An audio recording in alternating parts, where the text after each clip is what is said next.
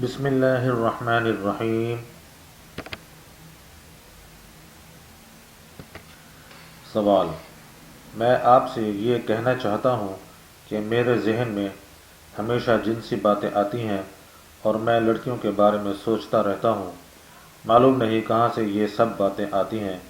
میں 5 وقت کی نماز پڑھتا ہوں اور دعا کرتا ہوں کہ میرے ذہن میں یہ سب غلط باتیں نہ آئیں۔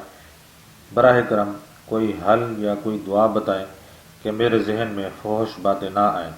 جواب: بغیر قصد و ارادہ کے خود بخود اس طرح کے خیالات کا آنا قابل مواخذہ نہیں ہے، اور اس سلسلے میں آپ کا فکر مند ہونا خود دینداری کی علامت ہے۔